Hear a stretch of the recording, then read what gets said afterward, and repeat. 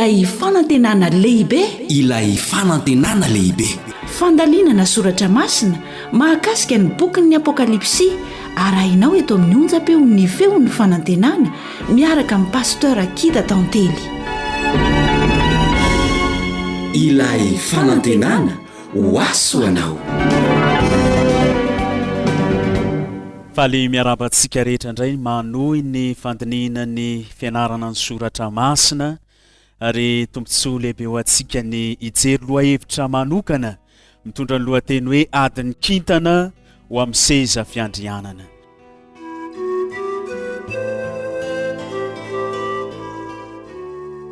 Ankehitriny dia mialina amin'ny lohahevitra mahakasika ny anjely ny olona.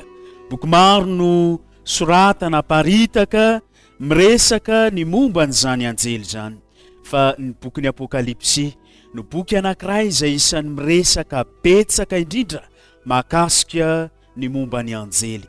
Hitantsika ohatra raha mamaky ny toko voalohany dia anjely no nirano Jesosy Kristy ampitany afatra ho amin'ny mpaminany Jaona nanoratra izany bokin'ny Apokalypsy izany. Amin'ny Apokalypsy toko 2 sy toko 3 ihany koa dia mahita isika fa anjely no nirano Kristy ampita ihany koa ny afatra ho amin'ny fiangonana 7. Apokalypsy toko 7 ahitantsika ireo anjely 4 izay mianjona ny rivotra 4 tsy hitsoka amin'ny tany.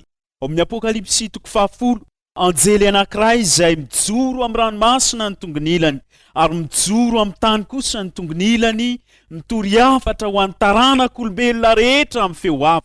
Apokalypsy toko 14 mbola ahitantsika anjely ihany koa izay mitondra afatra ho an'ny fokom-pirenena, ho an'ny samihafa fiteny, ho an'ny olona rehetra, mitona ny olona mba hiankoka ampahary ny lanitra sy ny tany. Amin'ny Apokalypsy toko 11 dia mbola anjely ihany koa no iran'Andriamanitra andraraka ny loza 7 ho amin'ny tany. Apokalypsy toko 17 mbola mahita anjely mandrakariva isika, mitory afatra fampitandremana ho an'ny taranak'olombelona rehetra mba tsy hankoka amin'ny bibidia sy ny sariny, tsy hankoka afa-tsy amin'ilay pahary ny lanitra sy ny tany. Amin'ny bokin'ny Apokalypsy io isika dia mahita anjely izay miandy amin'ny Jesosy Kristy ady fanaovany tsara sy ny ratsy. Anjely anankiray mivadika amin'Andriamanitra, ilay mpitarika ny anjely, ilay filohan'ny anjely no mamaky ady amin'ilay pahary sy mpamorona an'izao tontolo izao. Andeo vakitsika izany. Amin'ny Apokalypsy toko 12 ny andininy 7 hatramin'ny 7 manao hoe: ary nisy ady tany an-danitra, Mikaela sy ny anjely niady tamin'ilay dragona, ary ilay dragona mba amin'ny anjeliny kosa dia niady nefa tsy naharesy azy sady tsy nisy fiterana ho azy tsony tany an-danitra. Ary nazery ilay dragona dia ilay mena rana ela izay atao hoe devoly sy satana izay mamitaka an'izao tontolo izao. Dia nazera tamin'ny tany izy ary ny anjeliny koa niaraka nazera taminy. Gaga isika hoe nahoana ny misy ady any an-danitra, nahoana ny misy anjely mikomy amin'Andriamanitra miady amin'ny Kristy, nahoana ny misy anjely mitona anjely mba hiady amin'Andriamanitra, avaizy ity hoe anjely antsoina hoe dragona ity. Rehefa mandinika ny bokin'ny Apokalypsy isika dia mahita fa misy andiny 400 amin'io Apokalypsy io, ka ny andiny 770 sy 200 amin'ireo andiny 400 ireo dia famerenana ny zavatra nitranga eo amin'ny testameta taloha. Ao amin'ny testameta taloha no ahafantarantsika hoe iza tokoa moa ity dragona ity. Ao amin'ny testameta taloha no ahitantsika hoe iza ity anjely izay niady tamin'Andriamanitra ity, iza ity dragona ity. Ao amin'ny bokin'ny mpaminany Ezekela toko 17 ny andininy 12 dia izao no ambarany tenin'Andriamanitra: izao no lazain'i Jehovah Tompo, ilay mahatanteraka ny rafitra tsara tarehy tonga marika, sady feno fahendrena no tena tsara tarehy. Ianao dia kerobima voaositra izay manaloka fa voatendrika ianao, tao atendrombohitr'Andriamanitra ianao, tao mivato mirehitra ny tsangatsangananao, tsy nanatsiny ianao tamin'alehanao, hatramin'ny andro namoronananao ka mandra-pahita eloka tao aminao. Ity anjely ity dia ny fironon'Andriamanitra ho mpitarika ny anjely rehetra tany an-danitra, tsara tarehy, tonga marika, manana ny maha izy azy, tsy misy tsiny na dia kely akory azy, fa inona ary ny zavanitranga. inona noseho no lasa namakiady tamin'Andriamanitra izany anjely tsara tare, tarika ny anjely rehetra tany an-danitra izany. Toy izantsika nivaky teny amin'ny 7:10, niavonavona ny fonao no ny atsara tarenao, efa nasimba ny fahendrenao ianao mba mifamira-bratanao. Nanomboka nanana fahatsapana ho zavatra ity Lusifera ity.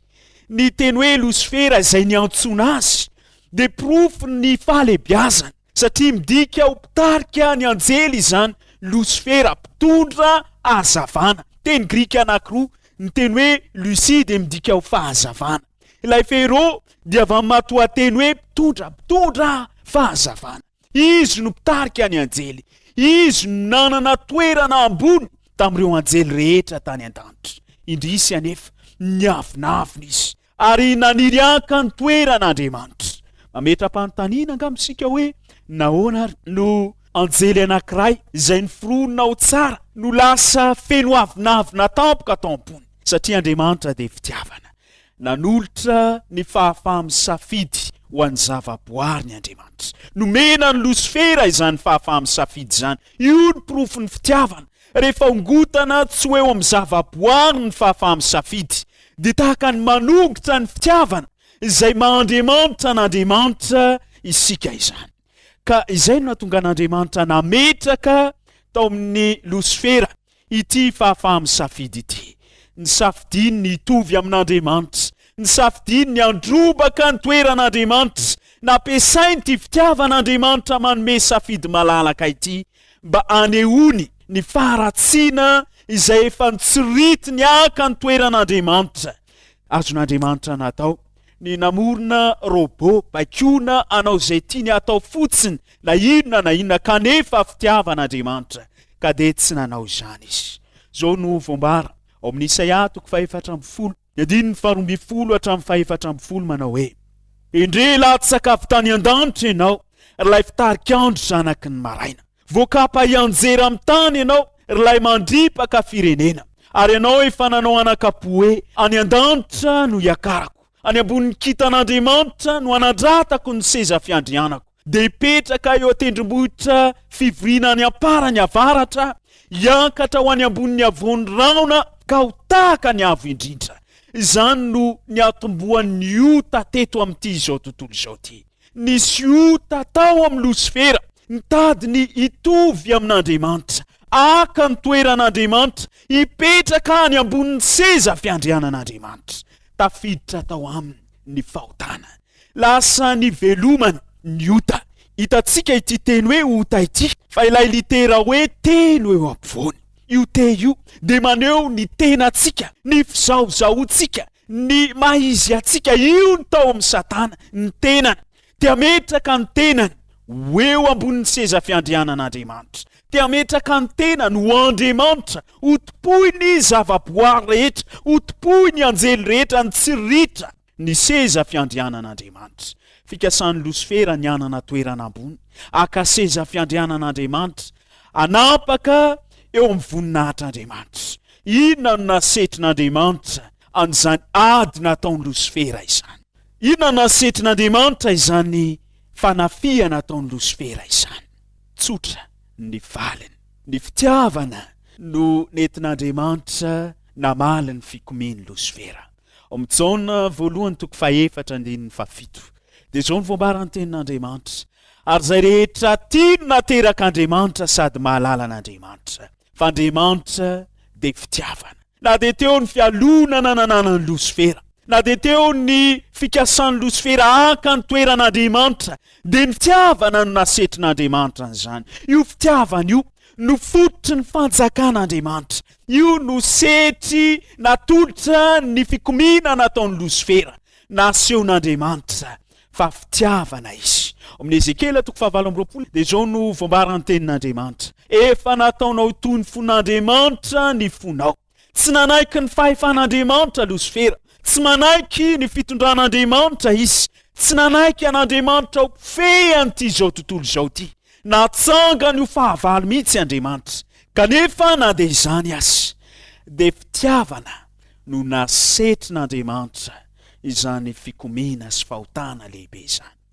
Mety ametra-panontaniana isika hoe nahoana ny tsy tonga dia nifongorona ny devoly, nahoana no navela naparitaka ny faharatsiana eto amin'ity izao tontolo izao ity izy. Fantatsika tsara fa nitetikadin'ny Satana dia ny miapanga an'Andriamanitra ho Andriamanitra mpanao didy-jadona, Andriamanitra tsy manam-pitiavana, Andriamanitra manapatra fahefana. Alay fisary an-tsaina raha eo amin'ny fitondram-panjakana anankiray, ireo mpanohitra rehetra avy dia aringana, finoana, gadraina, saziana, atao izay andripahana azy, azovana ny mpanohitra ary ho hitan'ireo vahoaka eo amin'izany fitondram-panjakana izany fa tsy rariny tokoa ny ataon'ireo manam-pahefana. Tsisy mihitsy mpitondra fanjakana hamono ny mpanohitra ho aminy raha ohatra ka mandinika tsara izy, satria ny fandripahana azy ireny dia pirofo fa mpanao didy-jadona ilay mpitondra fanjakana. Andriamanitra dia tsy Andriamanitra ny didy-jadona. Andriamanitra dia Andriamanitra fitiavana. Andriamanitra dia miaina amin'ny fahamarinana ary tiany ny anaporofontsika eto amin'ity izao tontolo izao ity. Fa Satana, izy ny foibe ny faharatsiana, izy ny loharano ny fahotana. Ao amin'ny Satana ny misy ny loharano ny faharatsiana rehetra. Men'Andriamanitra fotoana ity izao tontolo izao ity mba ho pirofo sy ho vavolombelona izany faharatsiany Satana izany. Ary zany mahavitiavana an'Andriamanitra izany no antony tsy nadripahana avetrany amin'ity Losifera ity. Ao amin'ny Apokalypsy 12 ny 7 hatramin'ny 7 dia izao no voambarany tenin'Andriamanitra. Ary nazera ilay dragona dia ilay mena rana ela izay atao hoe devoly sy Satana izay mamitaka izao tontolo izao. Dia nazera tamin'ny tany izy ary ny anjeliny koa niaraka nazera taminy. Ilain'ity tontolo misy atsika ity ny anapirofo fa fitiavan'Andriamanitra ary ny fitondrany sy ny fitariany ny tsara indritra. Mety ametra-panontaniana isika hoe nahoana no tany an-danitra no nisy ady, nahoana no mitatra ho eto amin'ity tany ity zany, tafiditra eto amin'ity planeta izay velomantsika ity. Tadiditsika tsara ny tantaran'ireo razambentsika fa tahaka ny nataony tamin'ny Losifera no nataon'Andriamanitra tamin'ny Adama sy Eva. Amin'ny mahafitiavana azy dia nomena fahafahamy safidy izy mba hanavaka ny tsara sy ny ratsy. Izy no afaka hanapaka na ankatoan'Andriamanitra na ikomy amin'Andriamanitra indrisy anefa. Fa rehefa niditra teo amin'ny Saedena, teo voan'ny azo fahalalana ny tsara sy ny ratsy Satana, namitaka ny Eva. Raha miteny Andriamanitra hoe aza hinananareo ny azo eo foan'ny safa, ho faty koa ianareo. Nampiasa ny safidiny tamin'ny fanoherana an'Andriamanitra Adama sy Eva. Ka nanaiky ny fitaka nataon'ny Satana manao hoe tsy ho faty sy akory ianareo, fa fantatr'Andriamanitra fa amin'izay andro hinananareo azy dia ahiratra ny masonareo, ka ho tahaka an'Andriamanitra ianareo ahalala ny tsara sy ny ratsy.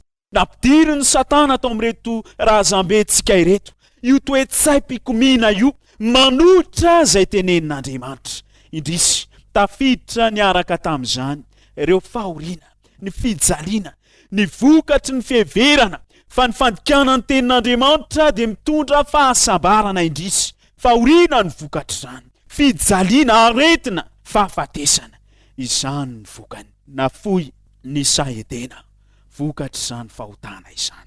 Ary mitohy mandripaka ny taranaka ankehitriny ny vokatry ny fahotana. Korotana etseroa ary tafiditra hatrany atokantrano aza izany. Ady, fahoriana, fijaliana, manenika n'ity izao tontolo izao ity, vokatry ny fandavana ny tenin'Andriamanitra.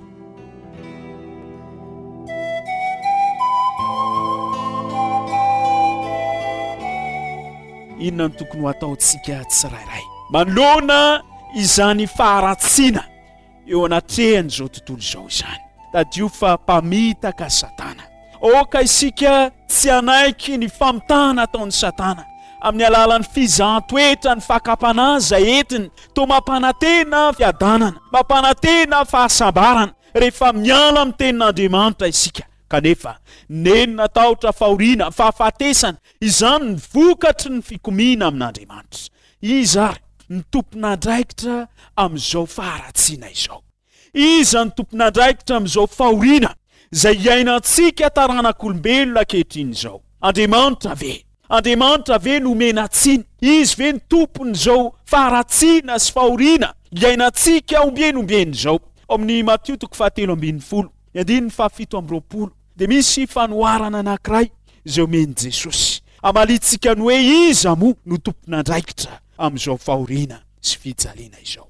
Vakitsika ny tenin'Andriamanitra. Matteo 7:20, andiny 7:20, tompoky tsy votsara vany na fafinao tany an-tanibarinao, koa avy aiza kosa ny tsy parifary, dia hoy izy taminy, fahavalo no nanao izany. Ny devoly no fototra zao faharatsiana izao. Ny devoly ny fahavalo izay mitondra fahoriana, fijaliana, aretina, fahafatesana amin'ny sary, izay manapaka nyty planeta tany misy atsika ity, miaraka amin'ny fahatezerana, miaraka amin'ny famitahana anana ny devoly, ary mitondra eo anoloantsika ny vokatra izany fikomiana amin'Andriamanitra izany. Fantatrao ve fa ny ray apahatelo ny anjely tany an-danitra ny voafitaky losifera, niaraka nazera-taniny eto amin'ity planeta tany ity. Ahoana ny fomba anoerantsika ny fanafiana ataony amin'ny fitondrana, fakapana, fitsapana, fisedrana eo anoloantsika, rehefa miaraka amin'Andriamanitra isika, rehefa mandray ny tanan'Andriamanitra isika manolo tena ho an'Andriamanitra, dia azontsika atao ny anotra an'izany fahavalo fetsy mampiasa ny heriny rehetra andavona ny olombelona izany. Fa maninona tokoa moa no ohatran'ny tsy manao zavatra Andriamanitra? Fa maninona no ohatran'ny jeren'Andriamanitra fotsiny izao fanjakazakany Satana mitondra fahoriana sy fijaliana eto amin'ity planeta tany ity?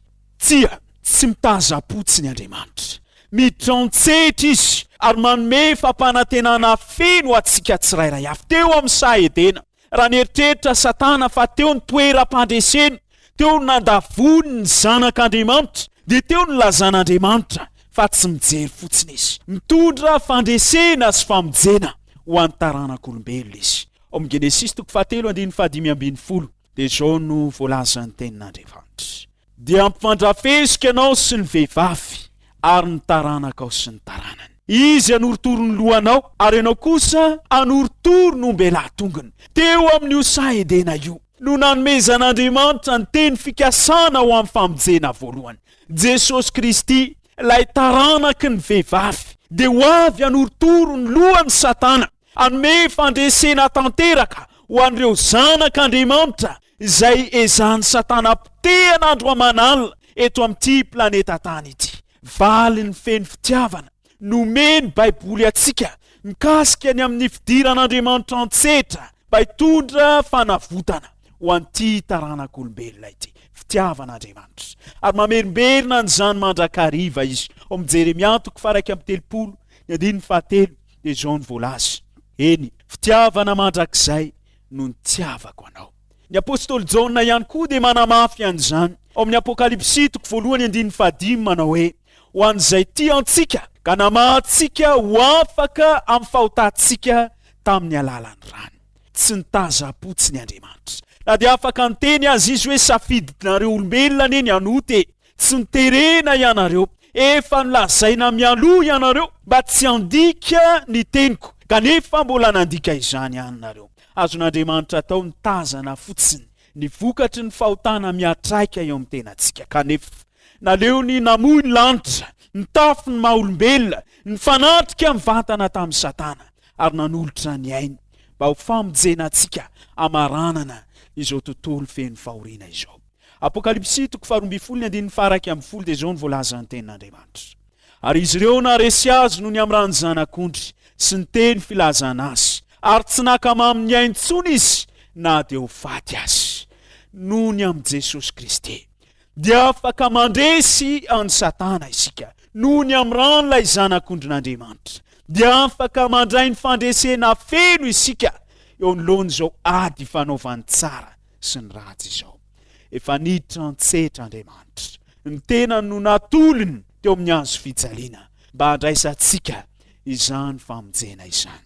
Satana dia niaika an'Andriamanitra, miteny manao hoe Andriamanitra dia Andriamanitra ny didi-jadona, Andriamanitra dia Andriamanitra izay tsy tia antsika, Andriamanitra dia Andriamanitra izay manapatra ny fahefany fotsiny, tsy manam-pitiavana ho antsika. Teo amin'ny azo fijaliana dia ny porofony Jesosy Kristy ny lainga afafin'ny Satana, fa naleony azy nanolotra ny ainy ho faty noho ny fahotantsika noho ny faneketsika ny komy amin'Andriamanitra vokatry ny fiasan'ny Satana eo amin'ny fiainantsika. Natolotra Andriamanitra ny tenany amonjy antsika.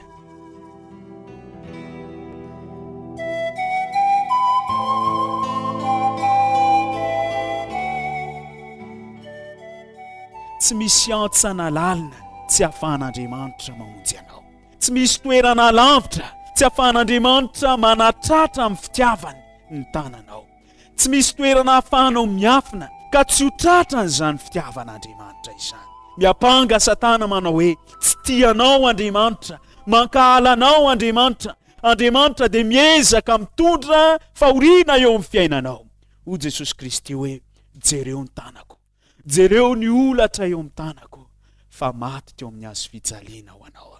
Jereo ny satrotsilo natao teo amin'ny lohako, ny rano tete teo amin'ny tarehiko, fa tianao ary tsy tiako ho very ianao.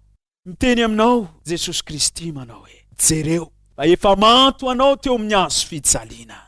Zoma zay andro zay, zoma zay natsoina hoe zoma matroka. Tamin'io andro zoma io Jodasy namadika an' Jesosy. Tamin'io zoma io Petera nilaza tsy mahafantatra azy. Tamin'io zoma maizina io ireo jiosy dia nanolotra azy mba hombona teo amin'ny hazo fijaliana. Tamin'io zoma matroka io ireo miaramila Romanina namatsika ny tongotra sy ny tanany teo amin'ny hazo fijaliana. Tamin'io zoma io ny Andriamanitra ray dia efa tsy nahajery tsony rehefa tonga vainganota Jesosy Kristy. Tamin'io zoma maizina io dia nanolotra ny ainy teo amin'ny hazo fijaliana Jesosy. Naondry ny lohany ary natolony ny farafofinainy amin'izany ianao. Tamin'io zoma io dia nentin'ireo mpianatra mba ho alevina ny vatiny. Ny sabata dia nitsahatra tao am-pasana Jesosy. Sabata zay maizina teo amin'ny tantarany tany ihany koa. Natsapan'ireo mpianatra ny amin'ny fahoriana lehibe satria tsy teo tsony ny tompony. Kanefa rehefa tonga ny andro alahady, ny oby aleloia ny anjely, nitsangana tamin'ny maty Jesosy Kristy, resy ny fahafatesany ary niporifoiny ny faratsy ny Satana, niporifoiny fafitiavana izy, mandresy ho anao ihany koa ny fahafatesana, manolotra fandresena ho anao. Mety miatrika fahoriana ianao, mety miatrika fitsapana sy fakapana mafy ankehitriny. Miteny aminao Jesosy manao hoe efa maty ho anao, efa nandresy ny fahafatesana, efa natolotro ho anao ihany koa. Izany fandreseko izany.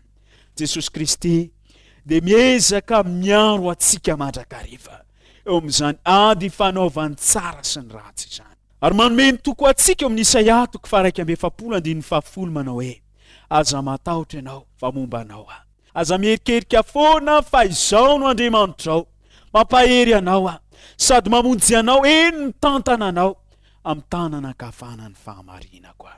Io Jesosy Kristy ilay tonga olombelona io Jesosy Kristy ilay maty teo amin'ny hazo fijaliana io Jesosy Kristy izay mifona ho atsika eo an-tanana ankavanany ray ankehitriny.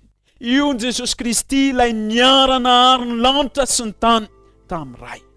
Io Jesosy Kristy io ny tianao ankehitriny ary miteny aminao manao hoe na dia feno fahoriana aza ity izao tontolo izao ity, na feno fijaliana azy, na miantra aminao aza ny aretina ankehitriny, tsy hanapaka mandrakariva Satana. Efa resy n'Andriamanitra Satana, efa resy izy. Ary amin'ny Apokalypsy 2:10 dia miteny Jaona manao hoe ary ny devoly izay namitaka azy dia natsipy tany amin'ny fariafo solofara izay misy ilay bibidia sy ilay mpaminany sandoka koa, ary ampijaliana andro aman'alina mandrakizay.